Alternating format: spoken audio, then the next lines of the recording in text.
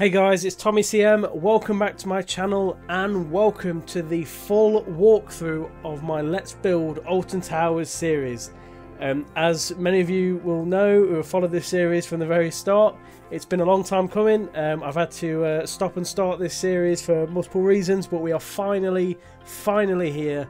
Everything is complete, and throughout this video I'm going to show you every inch that I've built from the park entrance all the way to Forbidden Valley, to X Sector, to the Dark Forest, to Katanga Canyon, all throughout Gloomy Wood, all throughout the park.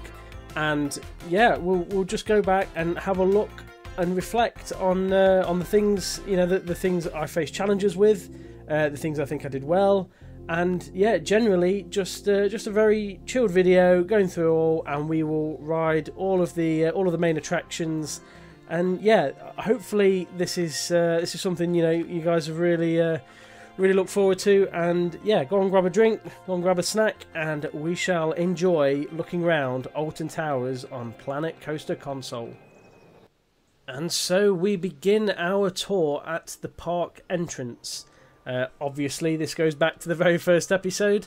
Park entrance at Alton Towers was fairly straightforward, I would say, to build. Obviously it is a kind of a big square, so that made the pathing, for example, very straightforward.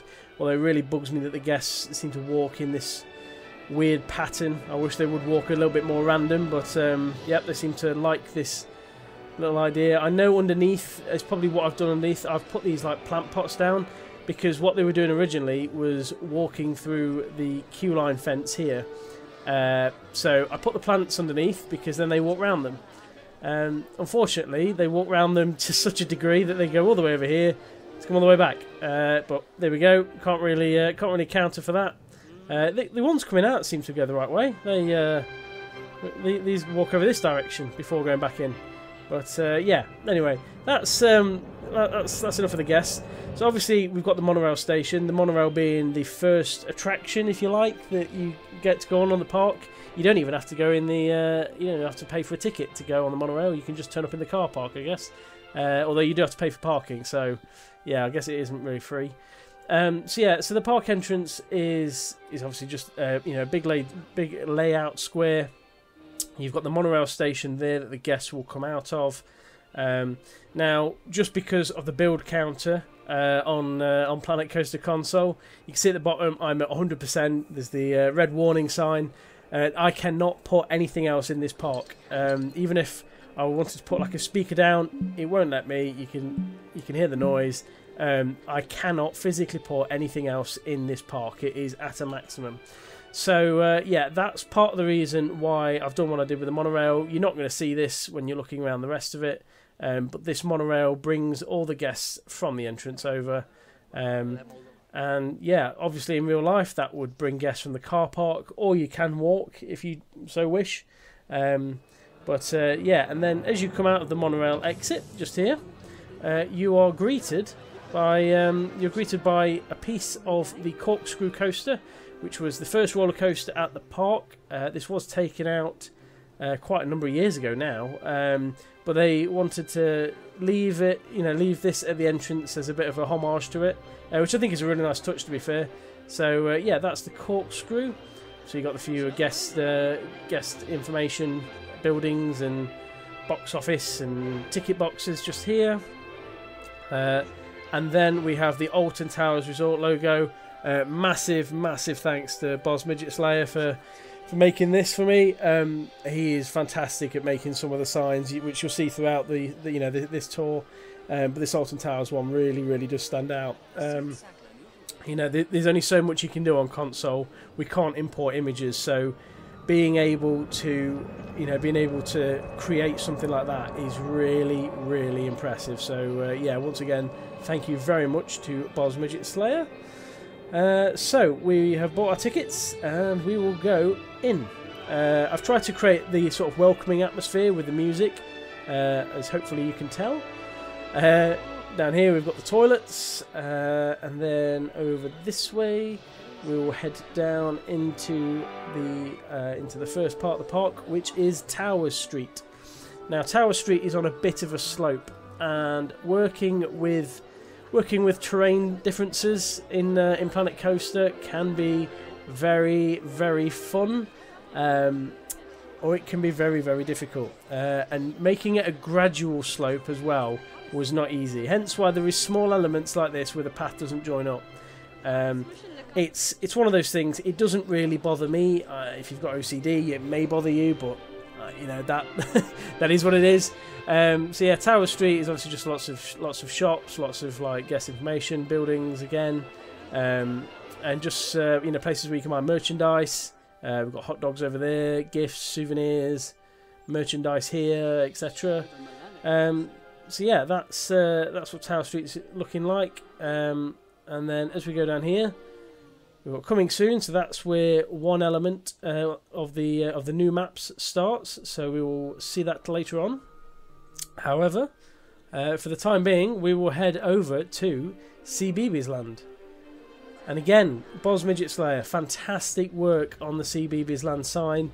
That logo looks like it has been imported. It really, really is brilliant. You know, you can see there some of the pieces sticking through as to how he's made it.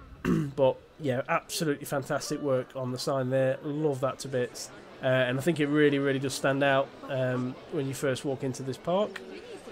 So we will head into CBeebies Land. Lots of bright colours in here. Lots of, you know, lots of sort of child-friendly areas. So yeah, very loud with the music, very bright, very vibrant. First ride you can see just here is Postman Pat's delivery service. Is it delivery service or is it parcel force? Parcel post. That was it. That was it. I always get the name wrong. So yeah, so obviously this is as close to the to the post vans that I could possibly have got. But essentially on this ride you are delivering post around a town centre. So you go around and you meet the different characters. So there's someone at the railway there. You go around and you meet all sorts of different people. There's diversion there from the police officer. You go all the way around. You meet an engineer there, etc. And yeah, I'm really, really pleased how that turned out. You know, the next park I build on my, you know, off my own imagination, I would love to put a flat ride similar to this, not a flat ride, a track ride similar to this in the park. I just think it's a really nice like attraction. It's, you know, it's very basic to do. You know, the buildings aren't complicated really. They don't have to be the most realistic because they're themed to rides. They're not, you know, you're not trying to make them usable to guests. And I just really like it. I think it's a really fun ride. So yeah, that's the first ride of the day. We'll head around here. I know obviously I said we would go on a POV of the major attractions.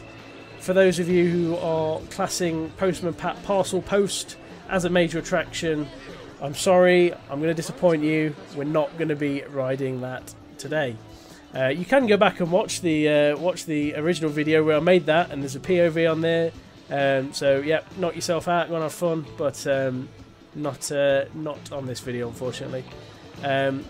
The flat ride that is in this location, I can't remember off the top of my head what the name of it is because I built this that long ago. Bubble Go Round, that was it. Bubble Go Round. So the type of flat ride it isn't in the game, so this is as close as I could possibly get. So that's why that is as it is. You got Justin's house there, Pyomatic Factory. So for those of you not from the UK, CBeebies is children's BBC TV. So it's lots of like child-friendly TV shows, lots of characters, and one of the major ones, which is popular all around the world, is In the Night Garden. Now this is a very popular ride, looking at the queue here, but In the Night Garden is essentially a boat ride. You kind of go around and see all the characters from In the Night Garden. As you can see, the track is kind of sunken down into the ground there. It's not sticking out as it would be. I did have to kind of mess around with the terrain there, yeah, but I think it certainly works. Lots of bright shapes and colours as decoration. There's characters from In the Night Garden there that you can spot. There's also ones that I've tried to make from pictures, and they look more like Pokemon that were designed by a 5-year-old. But that's what it's like when it comes to my artist skills. And then we finally get round to one of the most terrifying ones there is that Eagle Piggle? Was that supposed to be Eagle? Is that? There's Eagle Piggle and Upsy Daisy, and I can't remember which one's which. But that is terrifying nonetheless. And I'm not sure what I've done with his mouth there. It looks like a bow tie. But that's as good as I'm ever going to get. So enjoy. So yeah, this is in the Night Garden. Really really nice track ride again for the children's area. And yeah, in the Night Garden, the end. Goodbye. So you hop off of that, go over the bridge and back into the main area. So if we keep walking around this section, we've got some toilets just there. If you weren't sure where the toilets were, there's a giant purple hand there to tell you. We'll keep walking around here. So this is Mr. Bloom's allotment. I'm not sure how many of these rides or attractions are still there, because I mean, I don't go wandering around CBeebies Land, I have to say, when I go to Alton Towers. And also I was trying to rebuild this using Google Maps. Google Maps last visited Alton Towers in 2009, so it's one of those things where, you know, Google might be outdated, my memory isn't great, and so I've done the best I can with the images I've got. So this is Peter Rabbit's Hippity Hop. So this is like a very small drop tower, hence why it's built like that with rabbit ears on the top. So that's my attempt at rebuilding that. We'll walk down this way. We have a play park, as you can tell, is all custom built. So that's Tree Foo Tom's training camp. There's lots of alliteration here, as if you've not guessed already. And then we've got another flat ride just here, and we've got the Furchester Hotel Live, which is like a show inside there. There's nothing in there, that's just an empty building.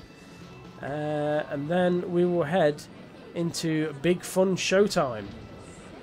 So in here there's like a nice big seating area. There's a stage at the end where people can perform, and you can come and watch. There's food and drink going off in here. Lots to see, lots to do. So we'll go through this fence through here. We'll come back to that in a second. I just want to go to Treetop Adventure, which is up here now. As a kid, I used to remember the Squirrel Nutty ride this used to be, and you were inside a giant acorn with a squirrel on the back, and you used to have to pedal your way around it. They've now turned it into a motorised track ride rather than being pedalled, because some people would pedal faster than others and you would get collisions. But yeah, this essentially just kind of goes over the treetops of CBeebies Land, as you can see here. Goes right across the front. Really, really good views of the rest of the park there. And then back into the station. So we will head over to the first coaster of the park, and it's the one everyone's been waiting to see. It is the Octonauts roller coaster adventure. So this was the first coaster we built in the game. So you go through the very basic queue line, because there isn't much theming to this ride. The station is very open again, very simple, very bright and vibrant, but it's down the trees. Very bright and vibrant, but very simple nonetheless. But it's it's a really nice kiddie coaster, really nice coaster for for young people who are going to be using the CBeebies Land there. And you know what? Again, similar to the Postman Pat ride, it's something that I think building parks in the future. It's something I'm going to kind of use as a bit of inspiration, is to have a bit of a junior coaster like this, because I think they've certainly got their place in parks. To have really small coasters, not a lot happening, maybe do 2 laps. It certainly adds a lot to the park anyway. So this one I'm going to class as a major attraction. So we are going to ride this. This is the Octonauts roller coaster, and yeah, be ready to have your socks blown off if you've not seen this yet. It's very thrilling. Hold on to your hats. Keep your hands and legs inside the car at all times. These people she's rearing to go. So yeah, enjoy the Octonauts roller coaster.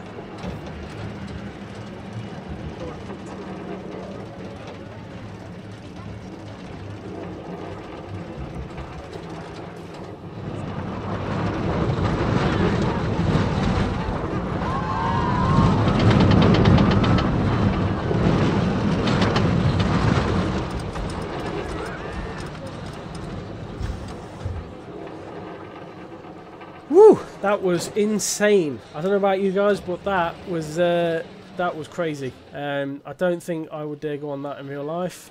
I mean, it does do 2 laps. I don't think I could handle a second lap on that. I really couldn't. But yeah, that was the Octonauts coaster. Hopefully you enjoyed that one. Very good attraction, and that kind of wraps off CBeebies Land quite well. Now over here, now this is one of the major attractions in the park. This is Spinball Wizard. So Spinball Wizard is based on a pinball machine, hence why it's a spinning coaster. So that's why there's lots of targets, lots of scores. Targets there on the floor, 10, 10, 10. There's lots of pins everywhere. Just generally very wacky theming, as you can tell by the music as well. So yeah, obviously we've got the safety netting here going over the path. There is no netting you can put on the game. It is all fencing that is on the side. But yeah, we will go down. I built all the sign, etc. itself. There is a fast pass queue down here where you can join, and because I'm a VIP, that's what I'm going to use. So we'll go all the way down here. It does get quite close to the queue line as well, the ride. And then we'll go up here, and some more targets on the ceiling, look. And we will hop on to Spinball Wizard. So let's pause it a second.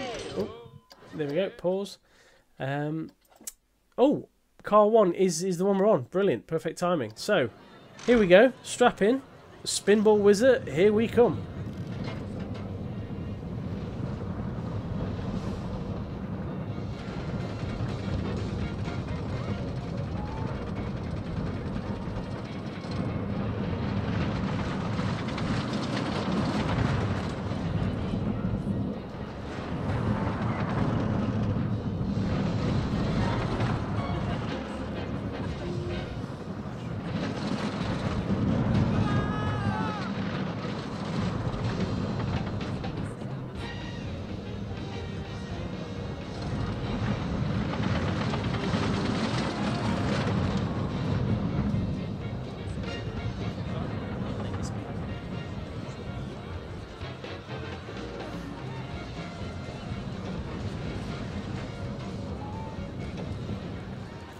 There we go, Spinball Wizard. So yeah, I'm really pleased with this. I think this came out really well. It's not the easiest track to build because there's lots of twists, lots of turns, lots of block breaks to get in, to get all the cars going around at the same time. But yeah, I'm really happy with how this came out. I think these 2 bends, work brilliantly. I also think the final ending just here is really nice. Lots of access stairs to be built, and generally just really enjoy the theming of this, and I think this works well in Planet Coaster for sure. We've got the transfer track just there. There's another train just inside as well. But yeah, overall very happy with Spinball Wizard. So let's head out of Spinball Wizard. Head on over here. There's the towers in the distance. There's like a function room just here, where businesses can hire that out and host events, obviously within the theme park, and then obviously they'll be able to go on, offer that to people to go on. And then as we get round to here, we have basketball competitions, which you'll see this set up quite often because it's something that I've saved as a blueprint and used elsewhere. There's the goal striker challenge where you can score a penalty to win, or there's the goal golf challenge where if you hit a hole in one on the hole in the island, you can win a car, and you can win a car with my name on the number plate. So yeah, they were 3 little attractions I wanted to put in there. Now as you walk around this corner here, you can just about see the Smiler. The Smiler in real life doesn't quite hang over this far, but it was something I needed to do to fit within the space and to get the physics right of the ride. So yeah, I'm willing to take the hit on the positioning of that to get it right. But yeah, here's X Sector. Now we will walk into here, and straight away you'll see a KFC. Now I want to thank Tommy P and MavsFam4 for the KFC. There was kind of like a joint effort between them. They did allow me to use this within the park. I tweaked it a little bit to get it onto 2 stories because this is a chicken restaurant now. It used to be KFC, but it is on 2 stories. You can come in here and then you go down some stairs and sit downstairs. So I had to tweak it to fit, but generally works about right. So we'll go around here. We will leave the Smiler for now, and we will head straight to Oblivion. So we'll go around the back of here. We'll have a look at the drop afterwards, but first we'll go straight onto the ride. So here's the entrance to Oblivion. Now the queue line for this was a nightmare to build, and I'm not just saying that. It was an absolute nightmare. There is sort of 2 sides to the queue. There's gaps all throughout the middle. You obviously can't join 2 queue lines on in Planet Coaster, so hence why there's gaps. So if the guests do fall down there, I'm not at fault. But yeah, so once I got the path right, it was just a case of placing a lot of different fencing down. Yeah, generally, other than the queue line, quite happy with Oblivion. Go inside here, and I think this is quite accurate to what the ride is like. So we'll go and hop on this train here, and we'll get seated, and we'll see what Oblivion is like.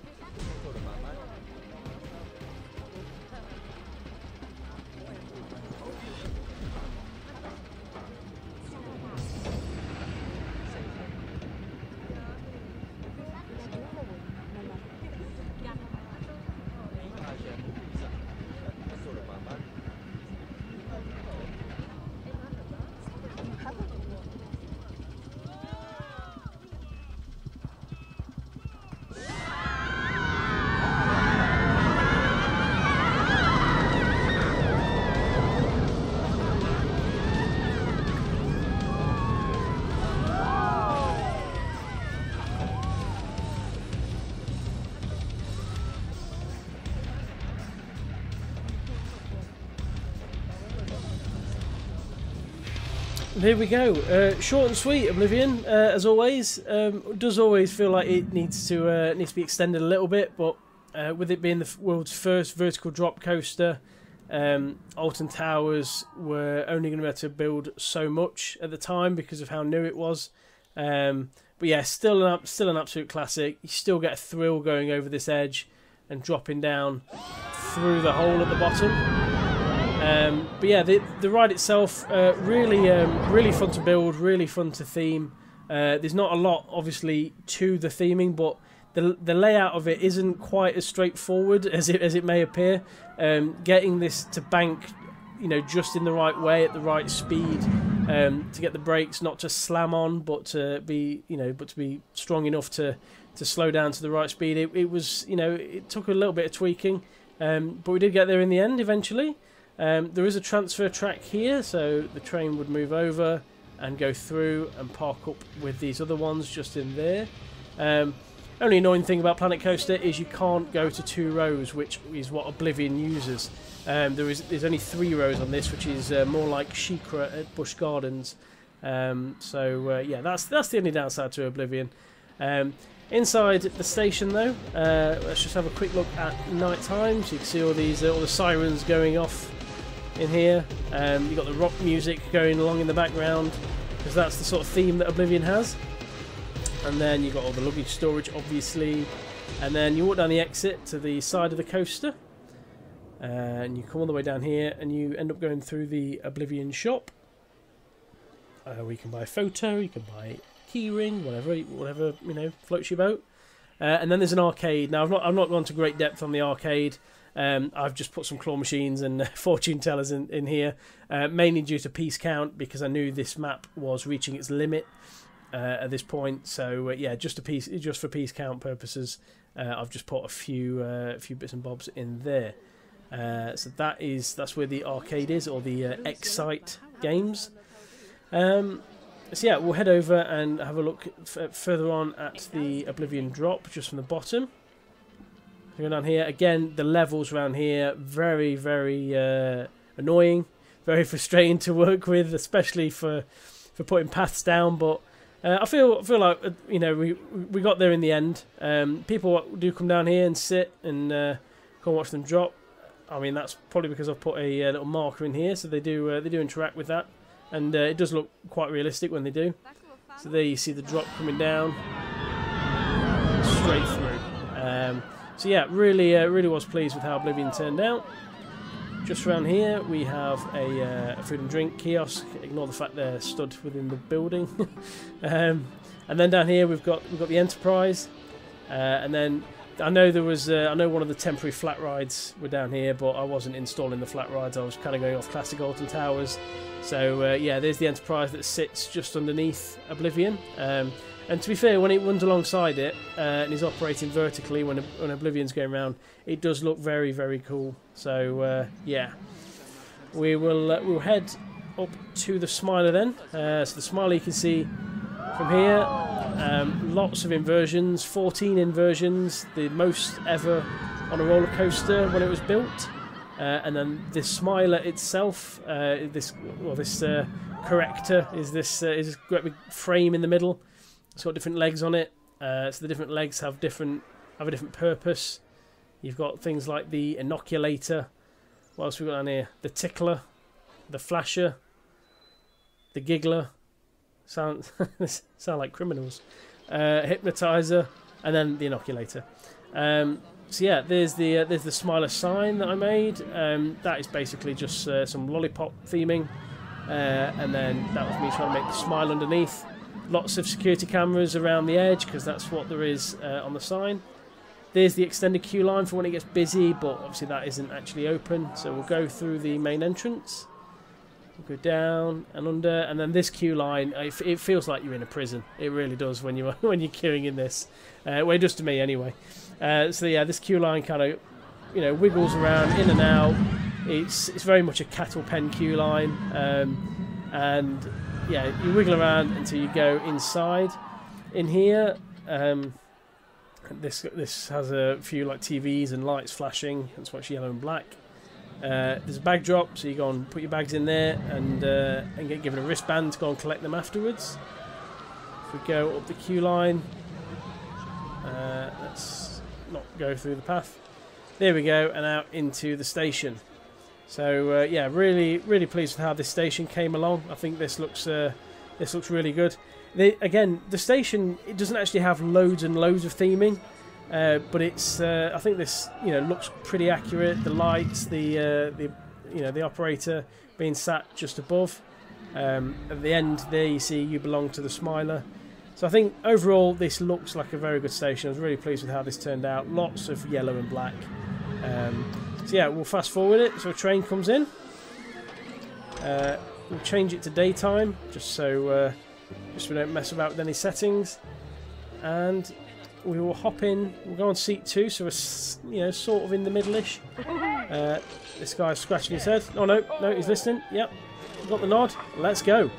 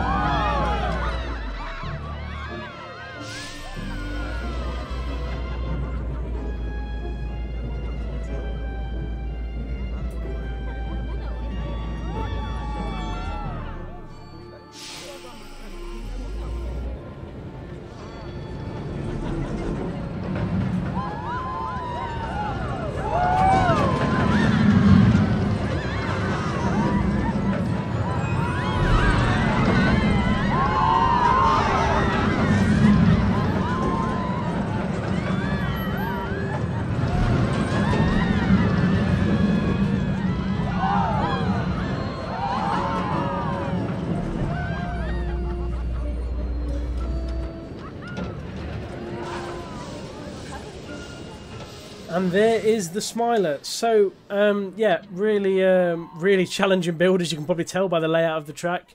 I'd rate this probably maybe 7 to 8 out of 10. I think, you know, I think generally it's thereabouts. There are one or two bits. I know this last twist I was having so much difficulty with at the time. That kind of throws you around a little bit, and I think that's more the fact of trying to squeeze it within what the game will allow you to do. Because if I know some of the options I looked at, the train didn't quite make it round, and I couldn't really speed up the train anymore. And so the last bit, you know, is a little rough. I will admit that. But I think I can take that with how good the rest of it is. But yeah, I think overall, I would say 7.5 out of 10 for the Smiler.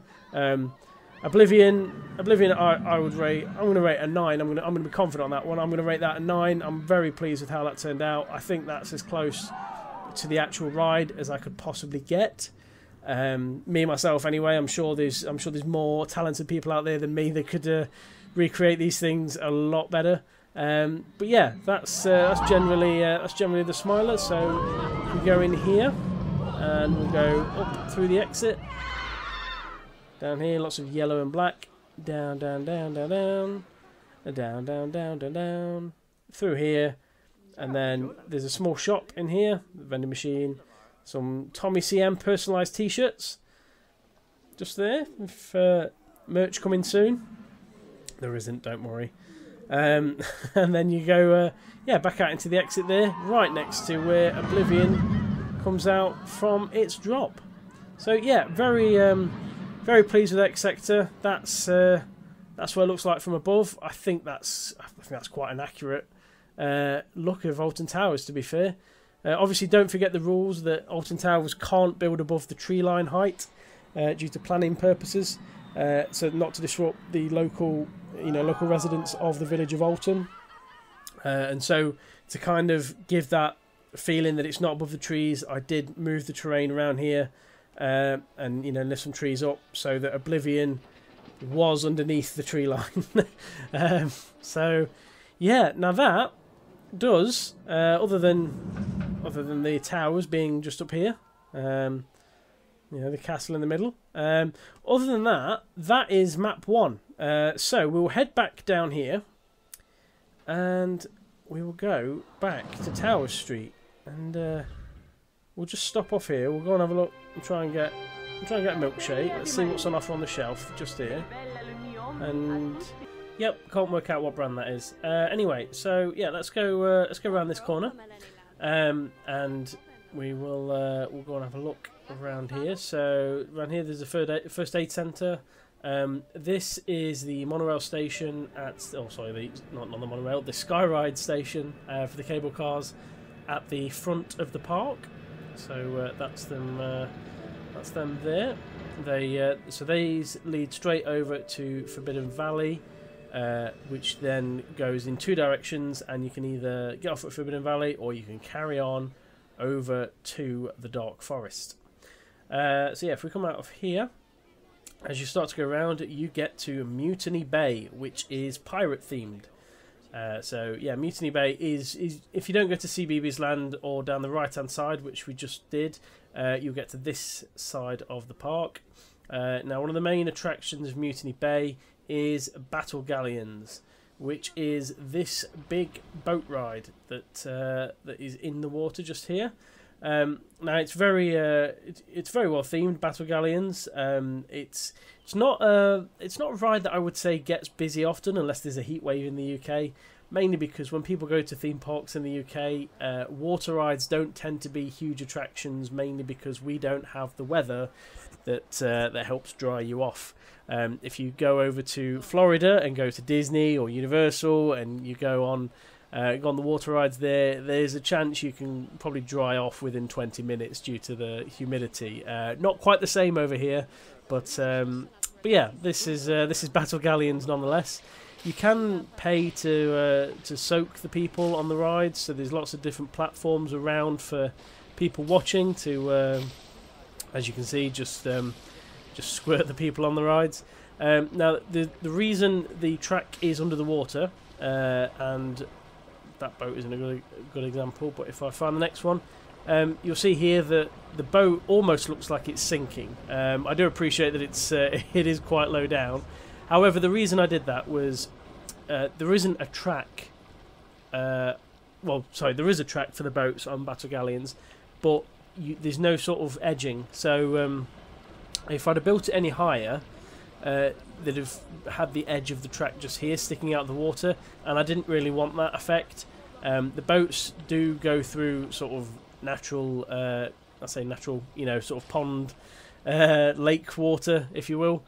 So that's the effect I was going for. It does, with these sorts of boats, it does sort of appear that they're sinking. You can see here the slight decline there to get into the water, to get into it, but I think it gives off a good enough effect anyway. You can see just how close that is to going into the boat and onto the guest. But there we go.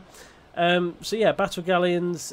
So you got the queue line here. The queue line is really really cool for Battle Galleons. To be fair, it's very well themed. You kind of go down here onto a pirate ship and back over. So this was quite an interesting build, to build a path onto a piece of scenery like that. You go back across, where you can you can interact with some of the guests. Got a bit of pirate theming. Back over here and round, up and down and round, and then finally onto the ride. We won't go on it because there's not a lot that happens. It is just a boat ride, but feel free, if you want to see the POV, go and watch the Battle Galleons episode. But yeah, that's pretty much this ride just here. There is a path going around the outside, but obviously there's no attractions up here, so the guests won't use any of this. And then we do have of course some decorations around here as well, and also a lifeboat just in case anything goes wrong, and there's a ladder just in case. There's a map 2 on the workshop, which we'll come and see later on. I haven't done this in my 1, 2, 3, 4 sequence, so yeah, we'll go and have a look at that area later on. But once you get off Battle Galleons, there's an online photo shop. As you come down here, there's an information centre, and then I'm going to go around this way. So in the middle of here, there is a big sort of food area. There's sometimes a stage in the corner where there's performances going off, but generally lots of seating. There is some food outlets, and there's some food outlets on the other side of here as well. So people tend to come and get something to eat, and can go and sit in this big courtyard area. And you got the cable cars going across as well. So yeah, that's this little food entertainment area. Now, if you go the other side into Mutiny Bay, we've got the menu just there. We've got some more midway games. So you got the chuck the ball off the board into the bucket, which is an absolute scam, and I recommend you never do that unless you like giving your money away. Target shooting, ring toss. Which again is a bit of a scam. Angry Birds as prizes there. Obviously looks so much like Angry Birds. Tommy P has done a few of these midway games. So yeah, big shout out to him for the Grab a Duck one, and the Minion prizes as well. They were really really good. But in terms of the rides over here, we have Heave Ho. Which I had to build manually because there isn't this sort of ride in the game. I can't remember what the official name of this type of ride is, but essentially it's just a boat that rocks back and forth and spins round. So yeah, easy enough to do. I just got a bit of track from the Ghostbusters ride. Got a bit of track from that, and then put a bit of a few walls around it, a few bits of decoration, and plonked a boat on it. And you know what? That actually it actually works really well as an attraction. That does. Wish I could get the guests to go down to look like it's been in use, but unfortunately I can't. So yeah, that's the first attraction down here. Then you have the spinning barrels. So this is essentially a teacups ride, but in real life they're themed as gunpowder barrels. obviously I don't have that ability to theme that, and so as much as I've gone for the style, I've had to build this circular building, which I'm really pleased with. The roof on this, I think, is has really kind of stood out. Really happy with how that's turned out. Unfortunately, as good as the theming and the building is, there is still cupcakes with love hearts and strawberries in the middle, so it kind of ruins the pirate theming, but we'll pretend that's not there. More Midway games over here, and there's an arcade here as well. So big shout out to Brivades for the arcade games he's got on the workshop. This is a little bit more advanced than the Excite Games arcade over in X Sector that I showed you before. That's the arcade in there. As I say, we've got Grab a Duck, lots of claw machines and stuff around here. More Midway games, some pirate decoration, food outlets, and then there is the shark bait. That's my attempt at the Finding Nemo joke. I do apologise. I don't know why you guys watch this video. That's the aquarium that's built at Alton Towers. I've not built the aquarium itself inside because it's very tiny inside. There's no space to decorate with animals, but that's just where it would sit normally if you go down. And then over here we have more food outlets, and we get to another major attraction in the park. This is a Wickerman. So Wickerman is Alton Towers' wooden coaster that mixes wood and fire, which from a health and safety guy's point of view is probably giving someone a heart attack. But no, it works very well. It's a very distinctive coaster, very distinctive theming. I think this looks great during the day and during the night as well. You can see there as the train goes through the Wickerman. Really, really, really good ride. This took a lot of time to get right. I think Tommy P, shout out to him for the Wickerman itself. He got in touch with me when I was getting close to getting onto this, and offered me this. So really, really big shout out to him here. The Wickerman itself contains 6,751 pieces. I can't stress enough how long and how much of the scenery piece that takes up. If you look at the bottom of the screen, I'm on 98%. If I get rid of this, I gain 9% of memory to the park. And then the best thing is, when you put it back, it almost builds itself. Ta-da! I love that. Really, really, really looks good, that. Wickerman, it's a lot of wooden fencing, so that took a lot of time to do. The queue line weaves in and out, goes all the way over, back underneath it, all the way around the coaster itself, back round and under, and all the way around to down here, and then to the station.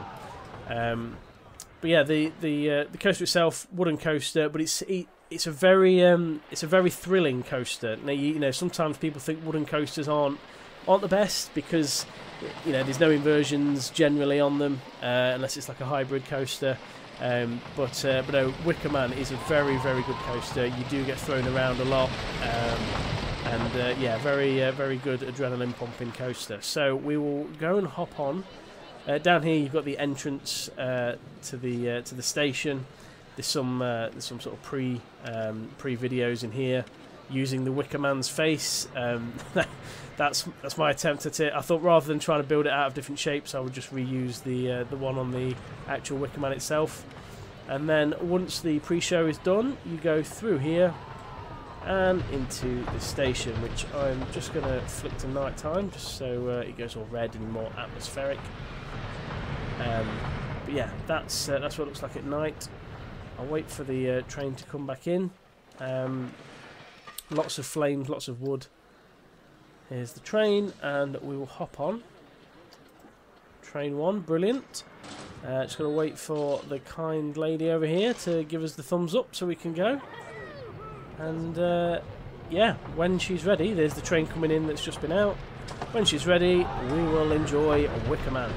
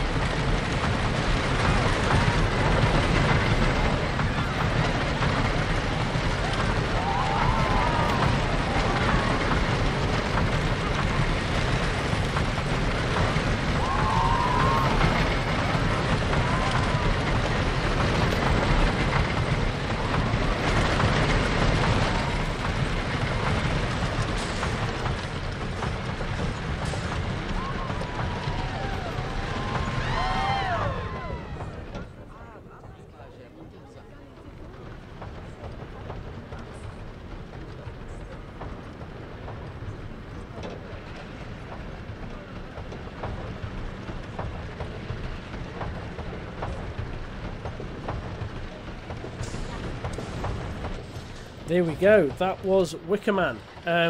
Yeah, really happy with the layout of that. I think the speed carries quite nicely. It's not a tall coaster, you know, as I mentioned before with Oblivion.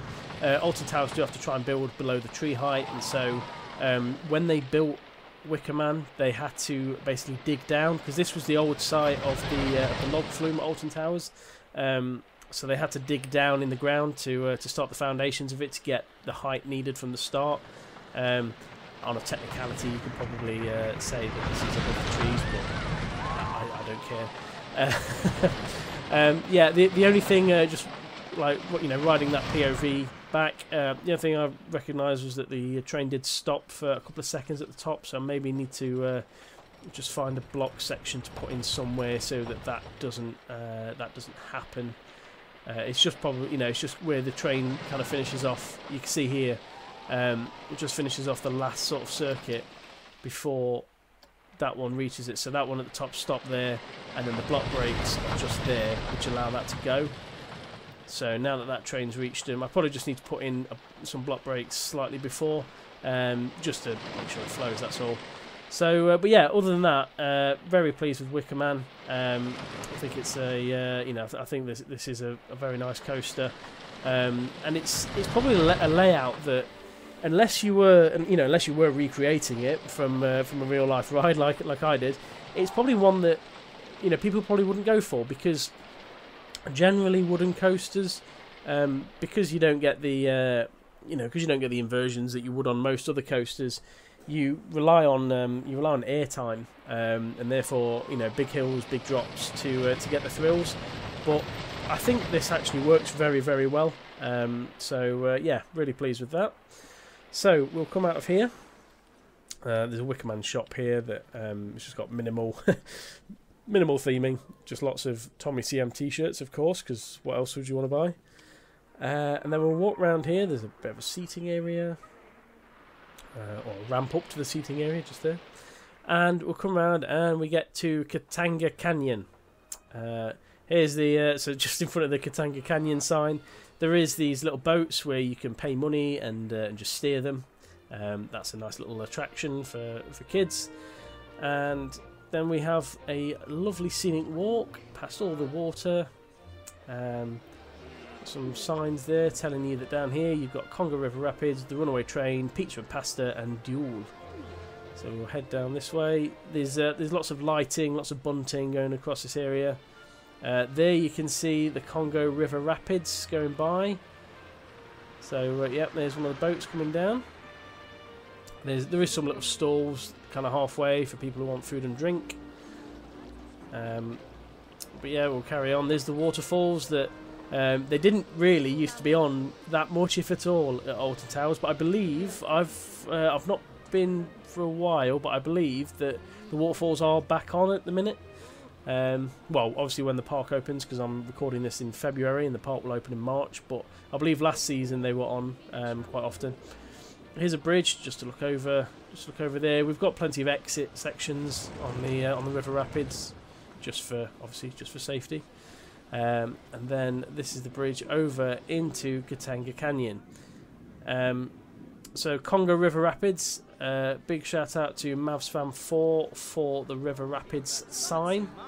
I think that looks fantastic. Really had no idea how he was going to make this, but blew me away with it, and it works brilliantly. It really does. So we will go along the River Rapids queue, which kind of the River Rapids queue line. I mean, the demand when this first opened must have been huge, because the queue line is absolutely enormous for a ride that doesn't really get that many visitors on it. But yeah, you walk around and you get over to the start of the ride, which is on a circular platform. Unfortunately, Planet Coaster doesn't have circular stations, so I've had to kind of merge the station you do get and try and make it look circular, which I think I've done an alright job on. It's just that the guests wouldn't be stood on this wooden area, because that's always rotating. So yeah, that's the River Rapids. These guys are busting for the toilet. Why are you going on the water ride? Just go to the toilet, man. Jeez. Yeah, that's the River Rapids. This was a very long ride to build and theme. Again, we've got the circular roof just here, very similar to the barrel / teacups ride. But yeah, we've got the circular roof and base. Then once you go around the ride, it's just theming all along it, and that's what takes the time. If you're theming a flat ride, it's just one location. If you're theming a coaster, you wouldn't theme the entirety of it. There's my please remain seated sign. But on a track ride like this, if you leave a gap with no theming, it just completely ruins it. So yeah, you have to go down and think about every single section to make sure there's either rocks or trees or just something there in order to theme it. So we'll go around the track just so you can see. I'm not going to do a POV on this. Again, that option is there if you want to go and watch the episode. It's just that obviously with the way the rapids just kind of bob along at that speed, you can't really go any faster, and this video is obviously going to be quite long as it is anyway. So but yeah, plenty of these exit areas. The Runaway train does kind of interact with the rapids on occasion when the timing's right, but I can't see the Runaway train going at the moment. So yeah, we'll come to that one next. But yeah, as you keep coming around here, you can see all the theming that's been done, and it kind of interacts and goes around a long way around the park, through the waterfalls, all the way down to the end, where you go up the ramp and drop back into the station. Excuse me. And then once you're done there, you can leave, go over to a online photo section, or you have the human dryers. Just had to take a quick pause there because I ended up having a coughing fit. So I will try and get through this video without coughing down the microphone, because it's not something people want to listen to on YouTube. Anyway, as I was saying, human dryer, down across the exit path, all the way back over, round and round and round and round, and under the queue, and round, and back into Katanga Canyon. There's some midway games in Katanga Canyon. There's a hammer strength game. I put a closed barrier on because it was closed on Google Maps, and that's what I was basing it off. There's a pizza and pasta restaurant. Used to be Pizza Hut, and then Alton Towers decided to kind of take over their own restaurants. They used to have big brands in, such as McDonald's, KFC, Pizza Hut, but yeah, Alton Towers decided to take that over. So it's essentially the same thing, just pizza and pasta.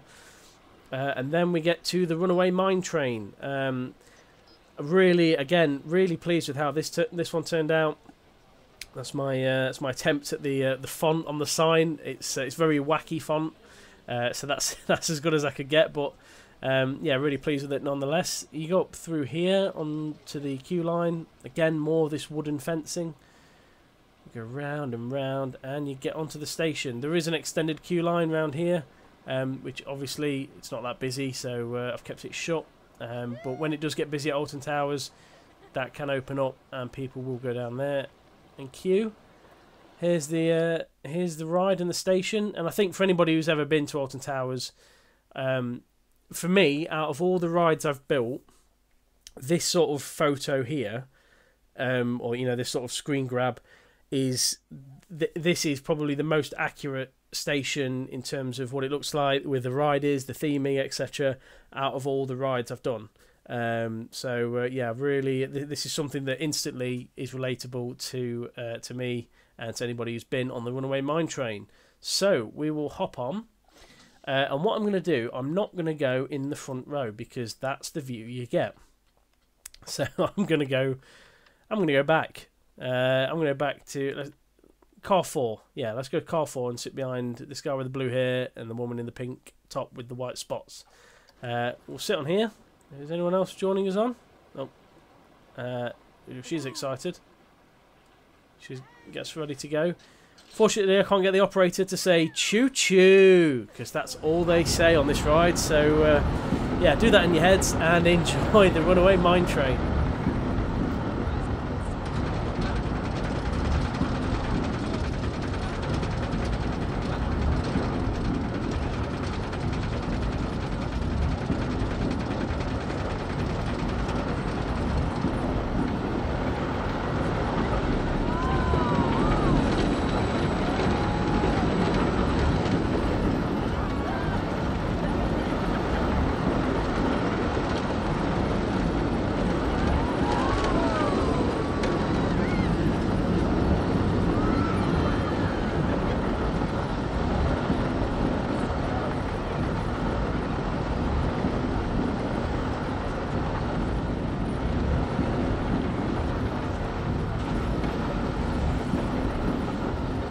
And it does go around for 2 laps. I'm not going to sit on that because it's exactly the same as the first lap.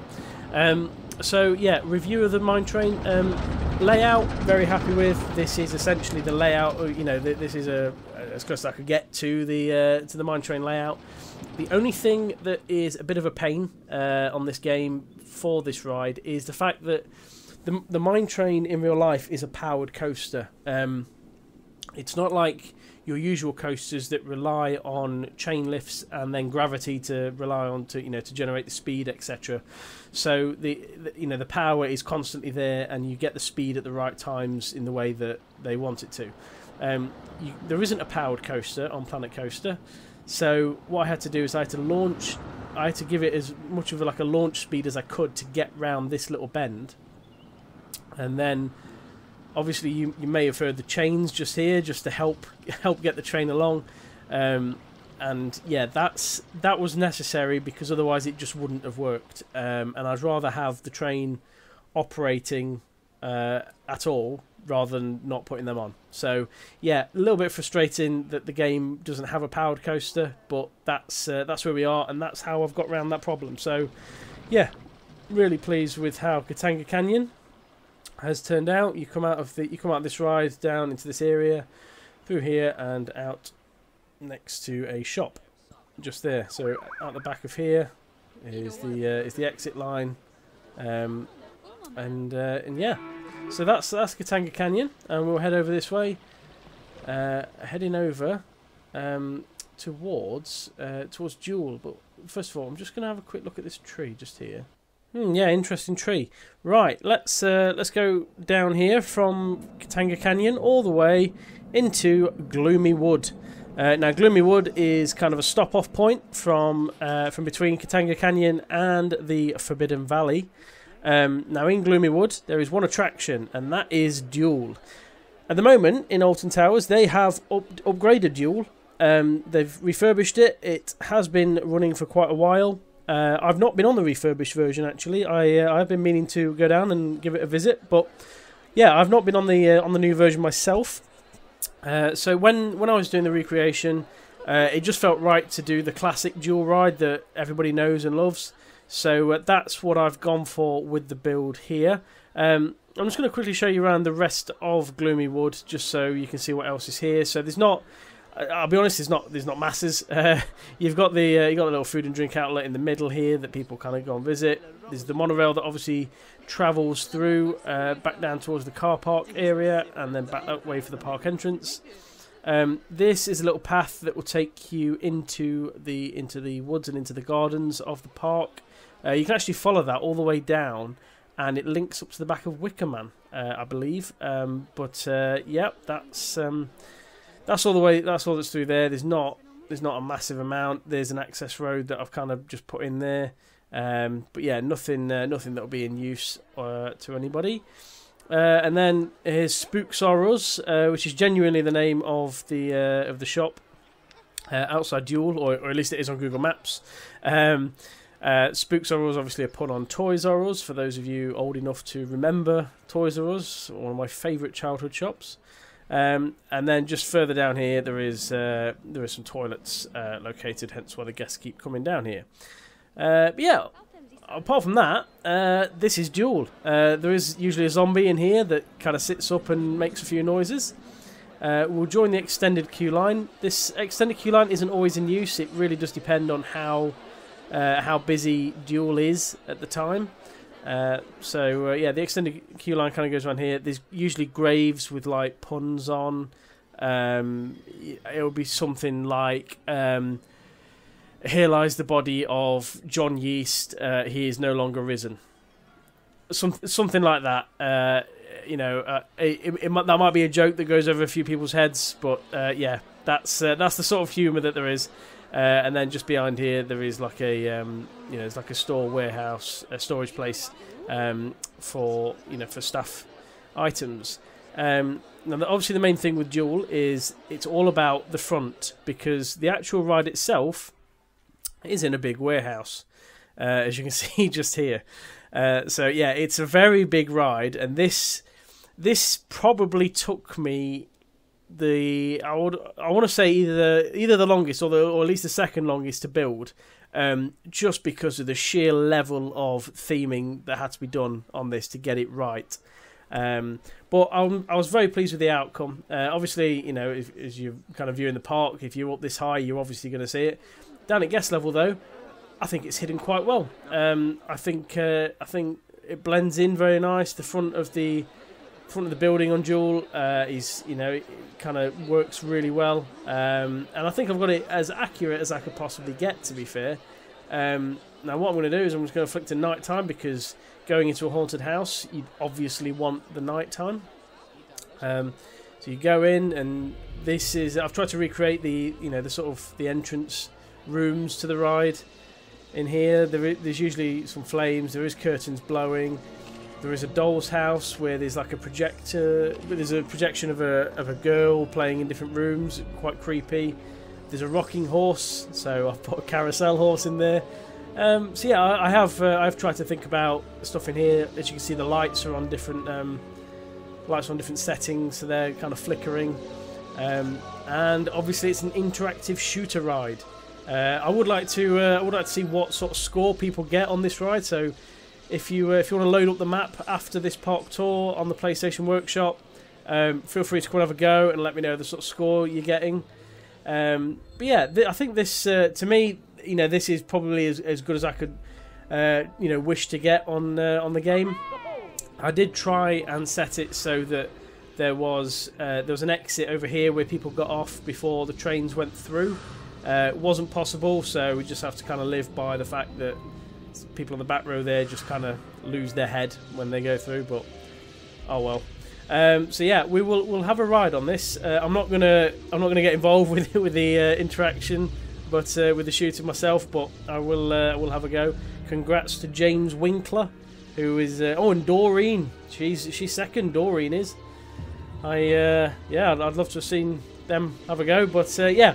Yeah, I'm not going to have a go on the interactive version. We're just going to experience it. So yeah, we will hop on, and let's pause it and then find the back train. There we go, and enjoy.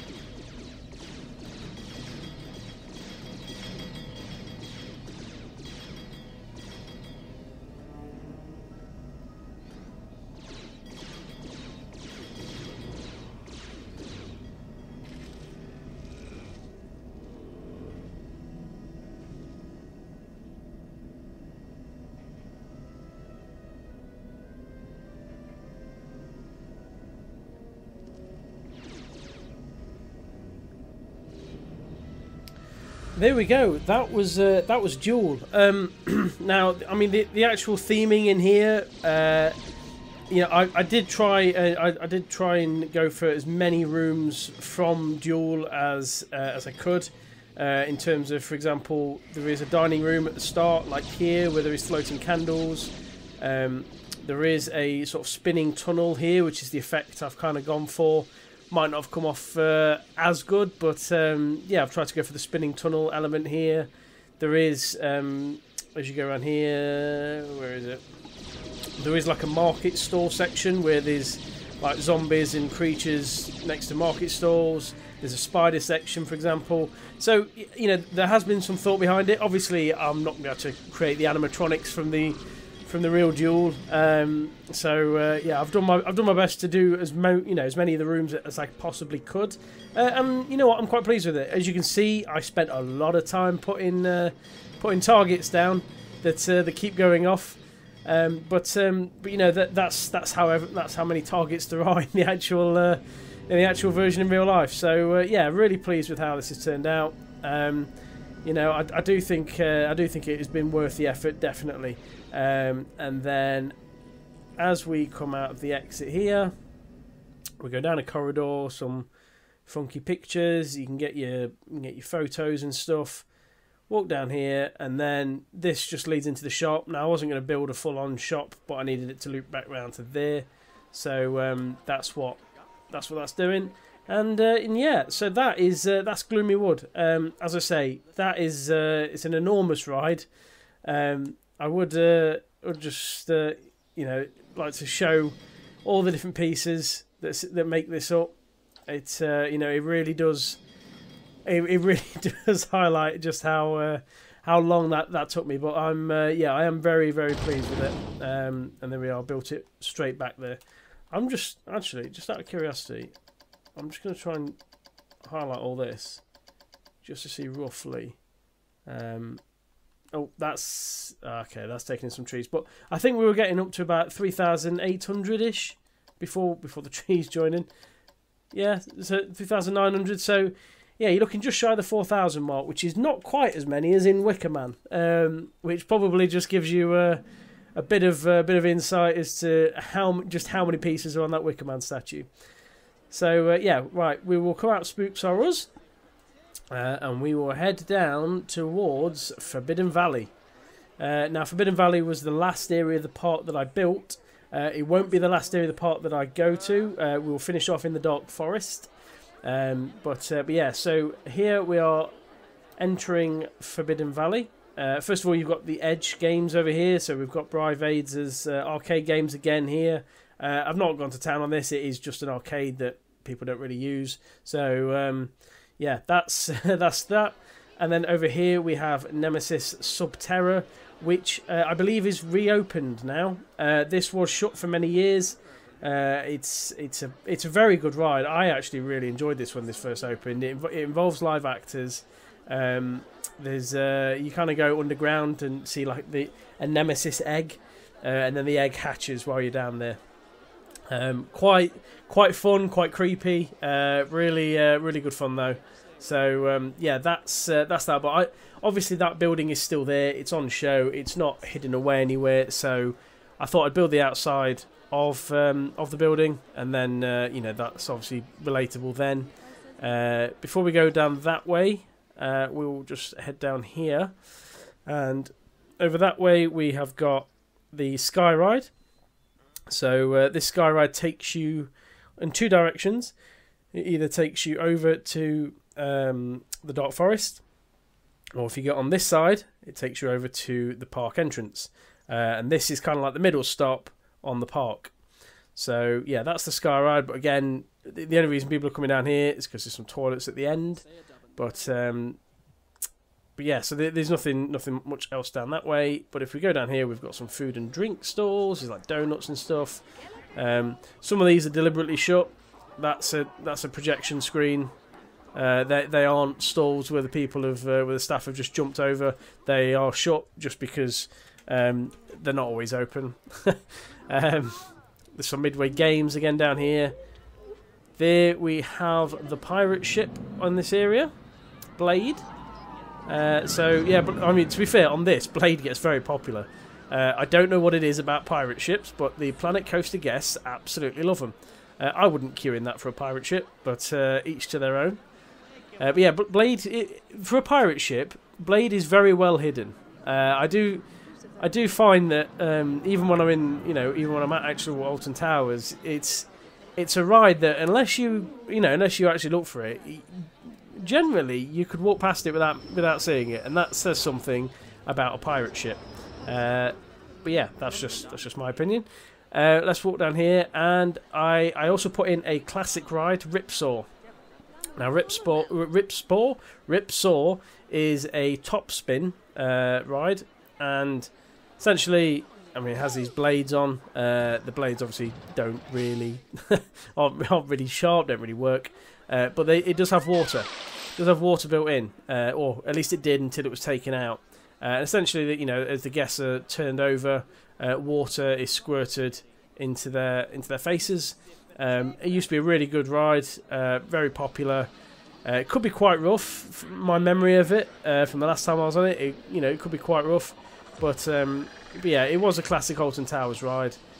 So I thought rather than putting in one of the temporary sort of funfair rides, one of the retro rides that have been there the past few years, I figured that this would have been, this was a much better ride to be a part of this recreation. So that's why I've gone for that.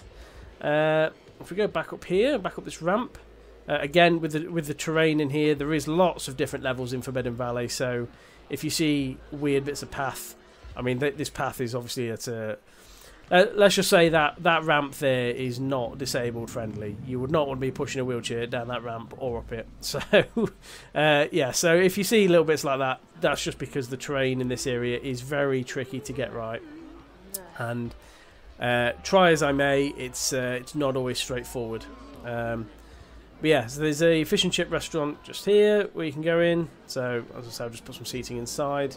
But one of the major attractions, I'm sure everybody wants to see, is Nemesis. And of course, since I built this, Nemesis has been retracked. It's now black, and it has red like veins and blood, blood veins going through, going all over the track. It's been retracked because it was coming to the end of its life, but Alton Towers didn't want to lose such an iconic ride, so they've built it like for like, exactly the same track. Different theme, different colour, but it's got a new lease of life now. So yeah, although this is what it used to be, it's not quite what it is nowadays. But until until that opens for the new season, which is probably in about a month and a half's time, we'll pretend this is still up to date and accurate. So yeah, this is Nemesis. So we'll go over to the entrance just here. And we will go all along. So there is an extended queue line to Nemesis that kind of goes up into the hills here. I've not done the whole thing because no one's going to use it. Kind of goes up into the hills and round for when it does get very, very busy. But obviously not going to use that for Planet Coaster. So you got the queue line coming down here. You walk past lots of water, lots of. You go under the coaster itself quite a number of times, and it is quite an eye-catching queue line just because of how many different elements of the ride you see as you go down. You get to the bridge here and you can watch Nemesis come around the loop there and go underneath, which is quite cool. And then as you go around here, you go up the queue line. Here you get a good view of Nemesis coming round. Around the loop and down underneath. So yeah, then when you come into Nemesis just here, you have this little queue line going down, and you have the Nemesis station, which is it's very dark, bits of red in there, and there's a bit of storage at the front there. Nothing major in terms of theming. There's bits that do stick through the wall. And then, yeah, we've just got, obviously, the queue line numbers as well, just there. So, yeah, we will try and catch this train before it leaves. I will put it back to daytime just before, actually. So we'll hop on. And we want to go there. We're going to go seat 2, so we're in the middle. Off we go.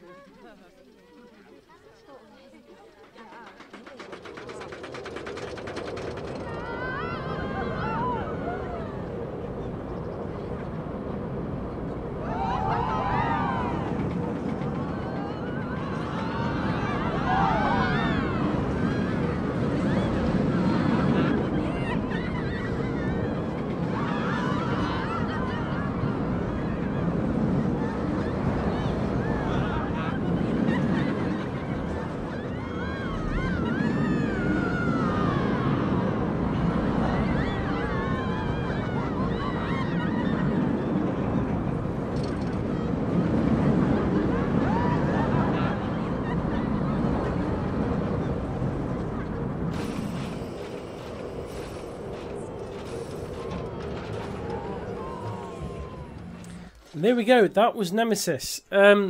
Yeah, really, really pleased how it looks. I think it's very distinctive. You can easily tell what ride it is.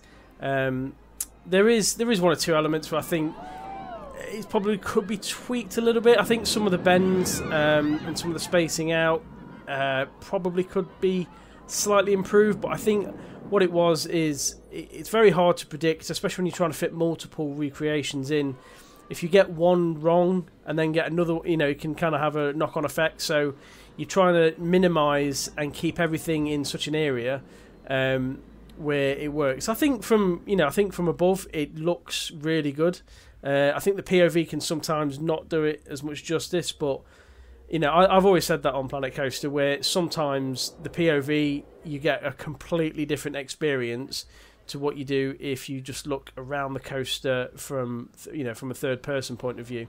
And obviously we have the same issue at the top here like we did on Wickerman, where the train stopped for a little bit, so may have to just tweak where the brakes kick in, just to make sure that we're not sort of stopping too much, or I may even have to just reduce it down to 2 trains so that there's a constant flow of trains going on.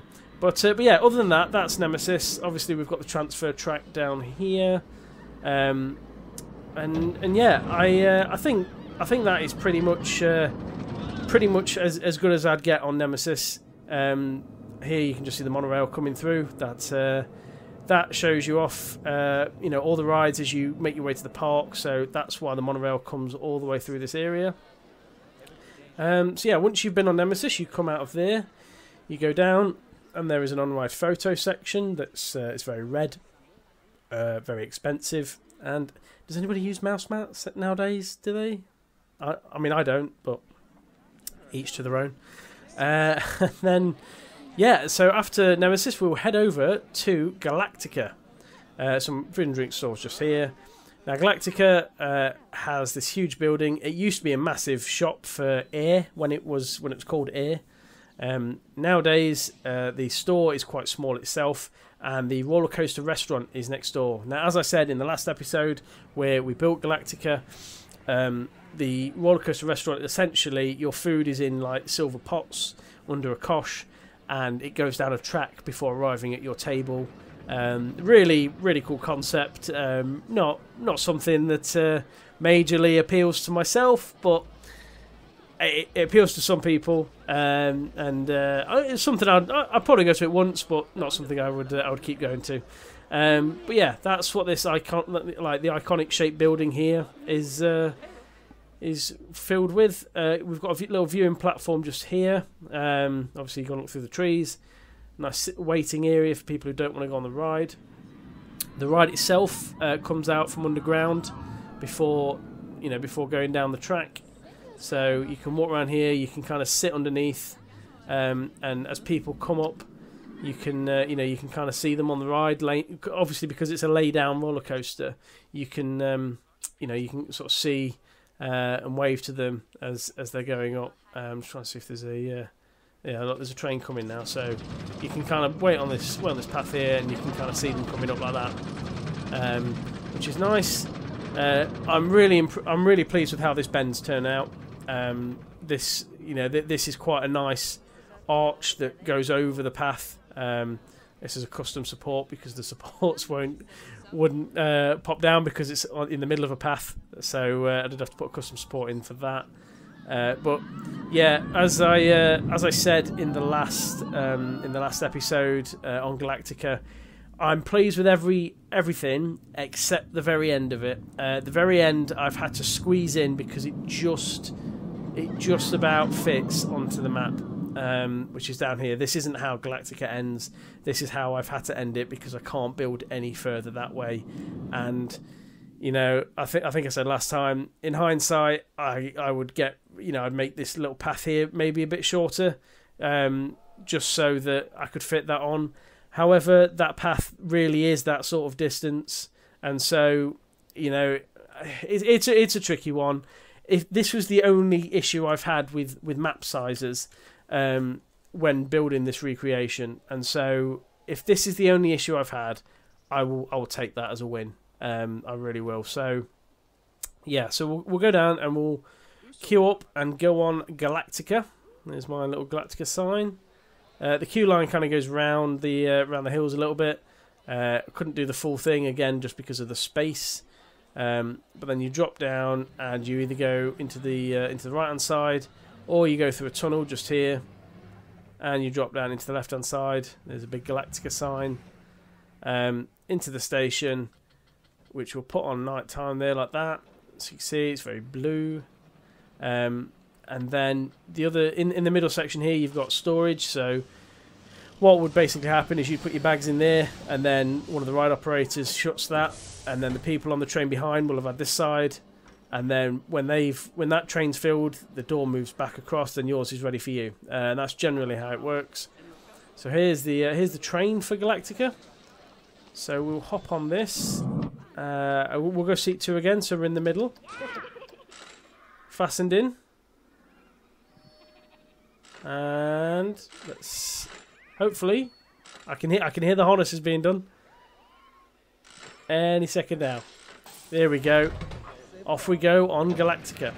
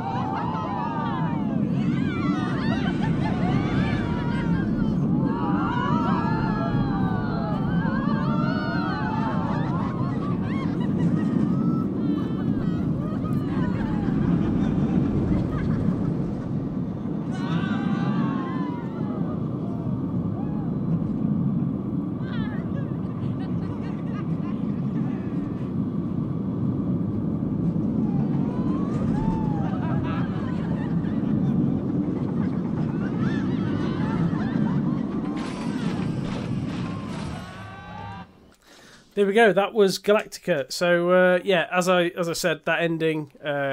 Ignore the ending and how sharp this last turn is. I just had to get it back to the station somehow, and I didn't want to kind of ruin more of the coaster than I had to.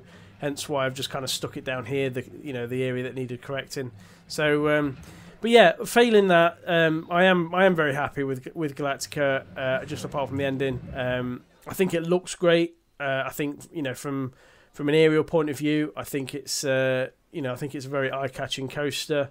It blends in well with the area, and I think from up here, I'm pleased with that view of Forbidden Valley. It really does resemble Alton Towers very well.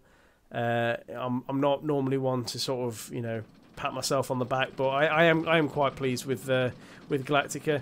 I guess one thing I've noticed is that this is kind of a little bit low down. Maybe I could probably raise that a little bit, but I don't know what that would do to to the running of the ride. So I may have to have a bit of an experiment on that, because I think coming down here, although people don't hit the floor, they're very close, and that could be a health and safety hazard. So yeah, that's Galactica. We'll head off now, and we will go over to the Dark Forest. Now, the easiest way to get over to the Dark Forest from here is to go on a cable car, and we'll just have to catch a cable car. So yeah, back in a sec. And I've managed to grab myself a seat with this lovely duo. What is he wearing on? Has he got cars on his shorts? I'll grow up. So yeah, this is a cable car over to the Dark Forest. There you can see Rita just going around there. See all the people wandering around the area itself. There you can see Hex, the Legend of the Towers. All areas we'll be covering very shortly. And then just in the distance there, you can just see 13. There isn't a train going around there at the moment, but I'm sure there will be very soon. But yeah, so this is the cable car over. I just thought I'd give a bit of a feel as to what this is like.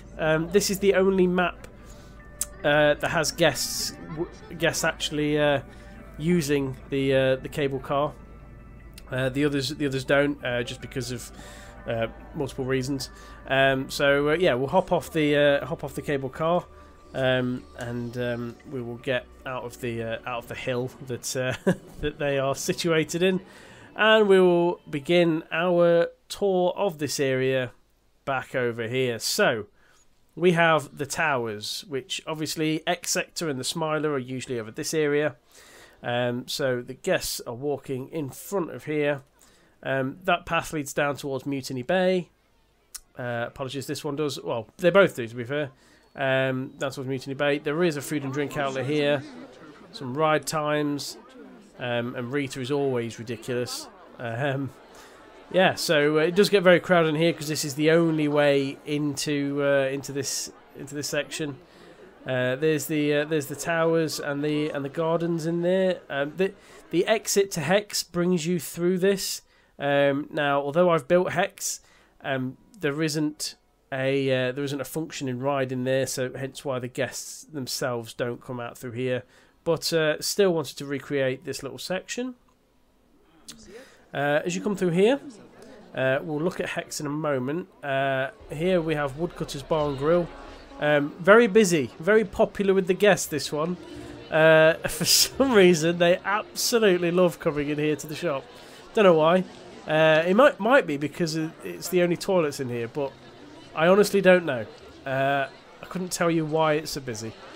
So yeah, we will take a look at Hex. Now, I've thanked Boz Midget Slayer a lot in this video because he's made some fantastic signs. This is probably the cherry on the cake. I was blown away when I saw this. I really, really was. I couldn't believe how just everything on it. The font, you know, the name of Hex there. To get that as accurate as he did, it's incredible. These little kind of beads he's got at the bottom, they look fantastic. But then he's also, because the logo and the sign has a mini castle on, he's got that as well, and it's so good. Like, I can't stress enough how good this is. And I mean, I'd never be able to make this. Never in a million years. And yeah, I'm so grateful for him for doing that. It means a huge deal. So yeah, thank you again, Boz, for that. So we will go on to Hex. Obviously, it's not open because it's not an actual ride. So we'll go through here. We'll flick this to night time because again, it's an indoor ride, so it looks a lot better at night. So you kind of walk down this queue line, which has got like little videos of the history of Alton Towers playing. Yeah, and you get down to here, and then there's a turnstile, and normally, how many seats does it hold? Is it about 70 or 80 people at a time? And then essentially there's 2 or 3 sort of video rooms where you watch a video and you learn about the history of the towers, and there's a curse that happens. The Earl of Shrewsbury, is it? Basically, he doesn't help a homeless woman by giving her a farthing, and then she puts a curse on him and says, for every branch of the old oak tree that falls, a member of his family will die. And then the legend says that when a branch did fall from the tree that night due to a storm, and a member of the Earl's family suddenly and mysteriously died. So they are spare a farthing for an old beggar. Yeah, so it's quite a creepy story, but it's a fantastic ride. This is one of my favourite sort of flat ride, dark ride, whatever, in the UK. I think it's a superb story. It's a greatly themed ride. So you go through all this, and then you eventually get to the ride section, and you go in. And this is Hex. For those of you who have been on Hex, I'm sure you'd recognise it. For those of you who haven't, you sit down here. These are lap bars, and then the room swings. The room swings from back to front, and you end up. It gives the effect of going upside down. I'm trying to think of the name of the ride itself in real life. There is a name. It's called a madhouse, isn't it? It's a madhouse, I think. So essentially, it gives the illusion that you're going upside down, but half the room spins and half of it is the ride spinning, and together it makes the whole room feel like it's moving. So yeah, really, really cleverly done. Really, really well put together by Alton Towers, and I'm very pleased with how this has turned out. I actually think this is a very accurate representation of it. There is a face in this branch at the bottom that you see when you're upside down here, and weird observation. This wallpaper is very similar to what is in the ride. I'm sure it is. So yeah, that's my recreation of Hex anyway. So yeah, once you're done, you come out here, go all the way down there, down this corridor, down that corridor. I'm just going to go back to daytime again. Out here, and then you're back in the gardens as I was saying earlier. So we will fly through here, go across here, and we've got some trampolines here, £4 for 3 minutes because obviously everything's really expensive. We've got a penalty shot midway game just here. Now before we go to the Dark Forest, I'm going to go over to Cloud Cuckoo Land. Now this is now the world of David Walliams, who is a children's author and a comedian in the UK, and all the rides now are themed on his characters. But again, my knowledge of that area since it's turned to that isn't great. I think I've been in it once, so I've kind of themed it to some of the older style rides. Here you've got the Burger Kitchen, which is a really big restaurant you can eat in. You've got the Alton Towers dungeon just there, and then over here you've got a chair swing. Not a lot of theme in there. This used to be the toadstool. So basically, a toadstool like that, like Toad in Mario Kart. That's what's on top of the chair swing. Would love to have been able to put that on top, but I can't. So it's just gonna have to stay red and white. We've got a mini merry-go-round in the middle. So this is, as you can tell, this is a child's area. Over here we've got the driving school, which is really popular. I say it's a child's area. This is really popular with adults, and adults that have rainbow-coloured hair. So yeah, you go in here, you get your driving license photo taken. There's the camera, there's the lady, and then you go on and you drive round. So yeah, I spent ages. It was a fun one, but it also irritated me how long this took to do. You just drive around this this open area. In real life, you can kind of pick which direction you want to go, but obviously the guests can't do that. So yeah, I've just had to build loads of traffic signals in. Lots of different signs and arrows and bends. The time-consuming thing on this, as you can probably tell, is putting the metal fencing around all of the track. That took ages. That really did take ages.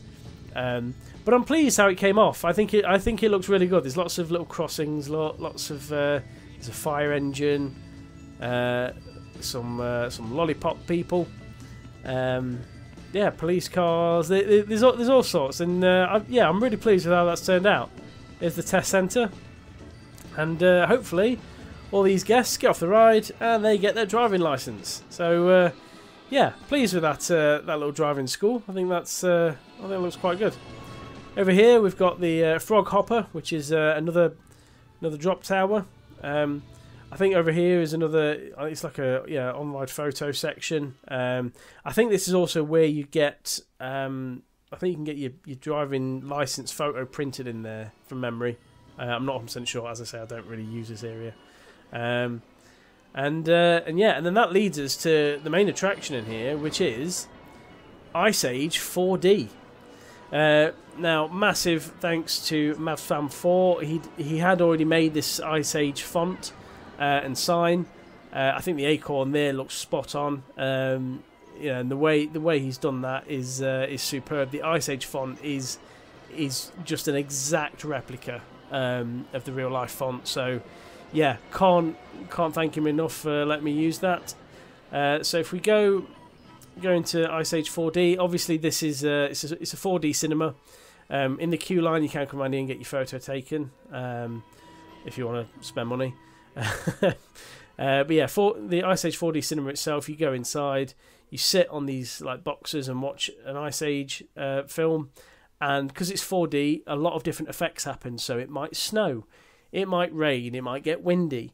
There might be things attached to the seat that kind of move and tickle you as you're watching that kind of match the film. So that's what I've tried to replicate here. So you'll see some of the different effects happening, like the water and the snow just there, bubbles as well. So yeah, that's the Ice Age 4D cinema. Then you go out the exit and into the Ice Age shop, which is very popular. People buying balloons by the looks of it. Are the balloons for the kids or the adults?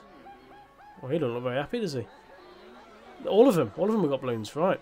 So yeah, that's Ice Age 4D, and that is Cloud Cuckoo Land, which again I'm quite pleased with that. There's a little backstage area over there. There's a little staff car park, but yeah, no, I'm quite pleased with how Cloud Cuckoo Land turned out.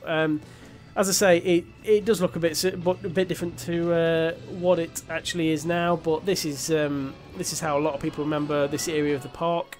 So yeah, that's that section, and finally we are heading over to the Dark Forest. Now the Dark Forest is obviously supposed to be a bit sort of creepy, eerie.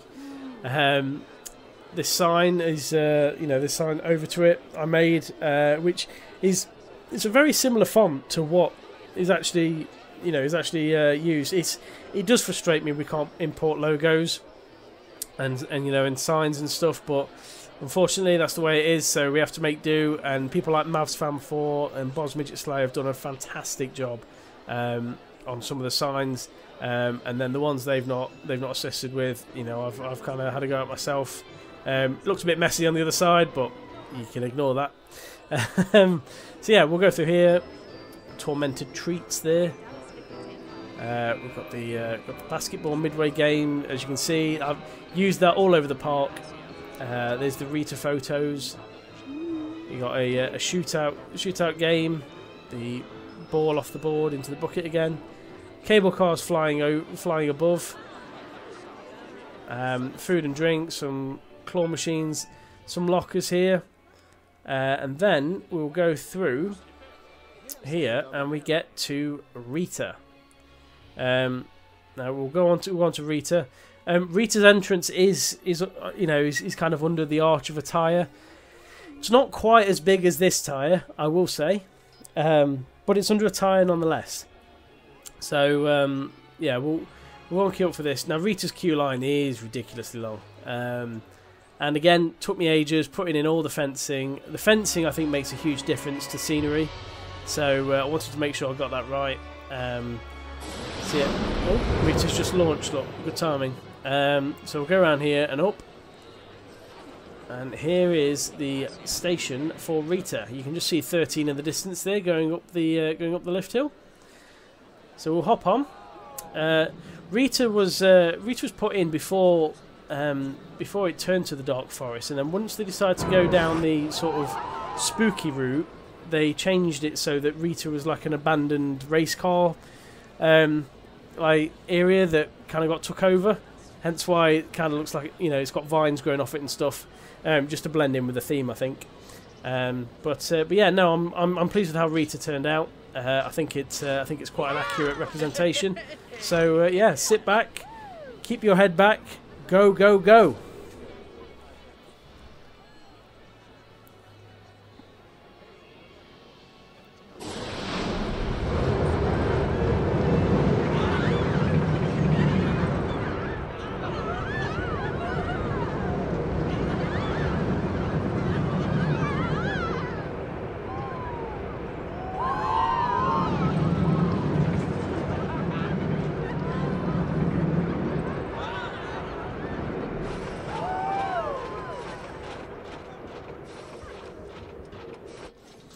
there we go. Very short ride, as you can tell. I want to go around and I just want to change this bit because that tree shouldn't be there.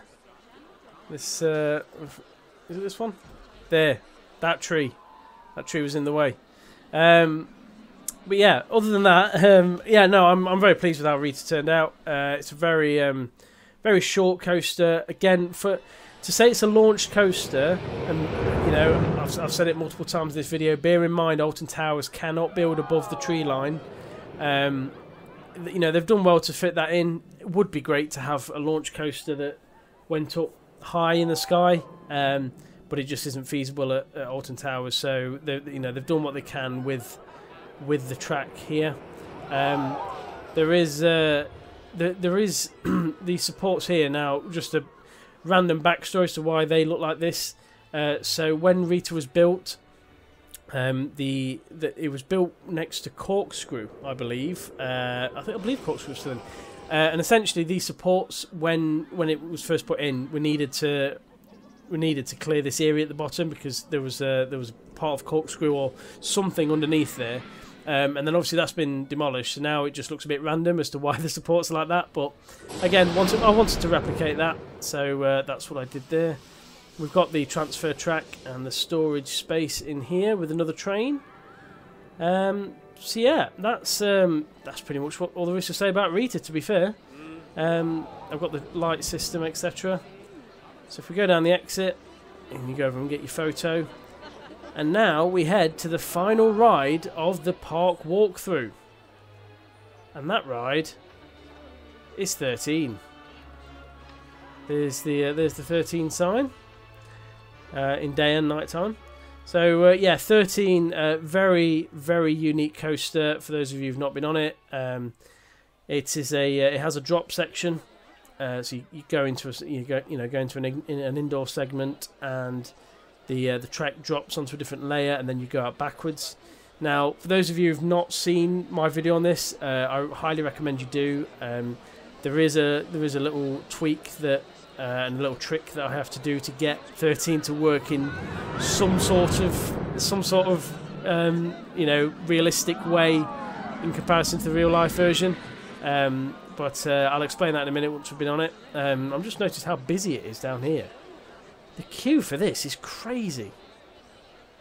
But yeah, there's a bag drop section there, so you go on, go and get a band for your bags.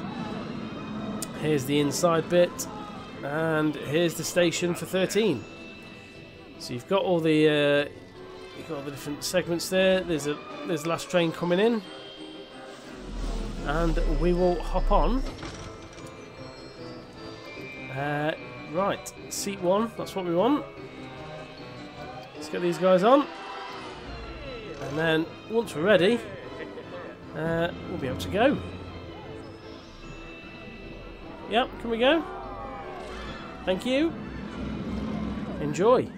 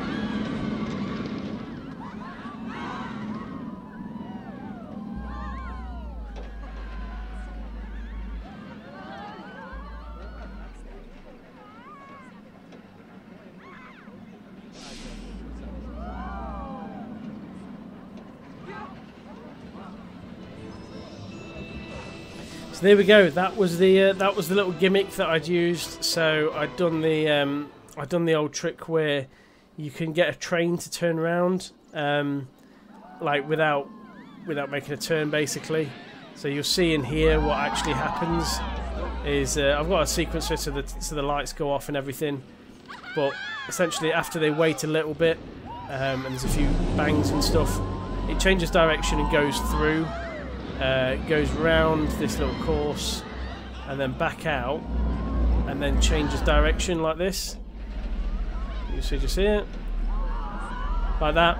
Now, because you can't send a train backwards on Planet Coaster, that's as close as I could get. But I'm very pleased with how 13 turned out. I think that's one of my favourite builds is 13. I think the building looks great. I think the sort of scaffolding and netting around the building is is pretty accurate.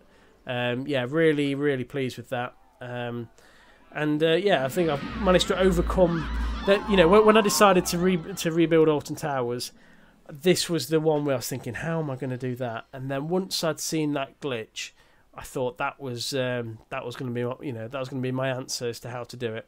So yeah, very pleased with how that's gone. And that, I believe, brings us to the end of the park. Thank you very much for watching. Whether you've watched any episodes at all, whether this is the first video you've watched, whether you've commented, shared, whether you've liked liked any of the posts on the PS Workshop, whether you've downloaded the parks yourselves, just thank you for all the support. It's been a labour of love, but I am so pleased to have finally completed all of this. I'm really proud of it, and yeah, if you want to have a look at any of the 4 different maps we've been on, and yes, we have been on 4 different maps. You may not have noticed it that we've moved, but we have. If you want to download any of the maps, then they'll all be on the PS Workshop.